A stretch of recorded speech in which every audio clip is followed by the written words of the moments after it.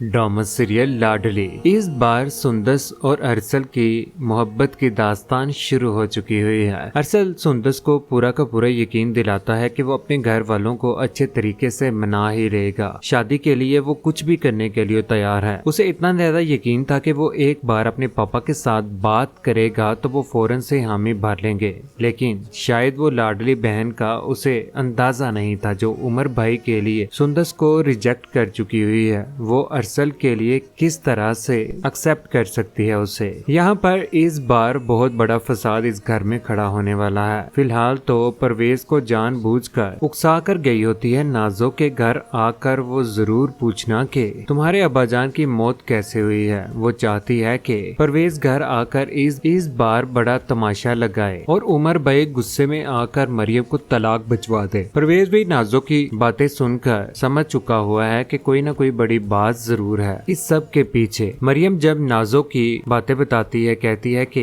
इसने मेरे बच्चे को भी मार दिया, तो यहाँ पर परवेज फैसला सुनाता है कि अब तुम दोबारा उस घर में कभी भी नहीं जाओगे। ये सुनकर मरियम ऐसे तड़प जाती है जैसे परवेज से कोई अनहोनी बात कहती हो। इसने तो कभी अपने अब्बा जी की नहीं मानी, ये अपने भाई की कैसे मानेगी। इसे बहुत शौक है उमर की बीवी बनकर जलील होने का, नाजो के हाथों रुस्वा होने का और इन घर वालों से आए रोज माफी भी मांगने का। नाजो की धमकियों के बावजूद भी मरियम बाज नहीं आएगी, वो जाएगी अपने घर। वहीं दूसरी तरफ रूहान अपनी माँ की बातों से बहुत ज्यादा परेशान है कि वो नाजो को कुछ खास पसंद नहीं करती। शायद उन्हें शक हो गया है। मुझे अब इस रिश्ते को कोई ना कोई नाम देना होगा ताकि अम्मी को भी कोई इतराज ना हो। नाजो और अब्रिश की दोस्ती पर वो नाजो से बात करना चाहता है, उसे प्रपोज करना चाहता है। ऑफिस के बाद उससे मिलने के लिए बुला ही लेता है किसी रेस्टोरेंट में और इतराफे मोहब्बत भी कर देता है और साथ ही उसे प्रपोज करता है शादी के लिए कि मैं अब तुम्हारे बगैर एक पल भी रहने का तसव्वुर नहीं कर सकता।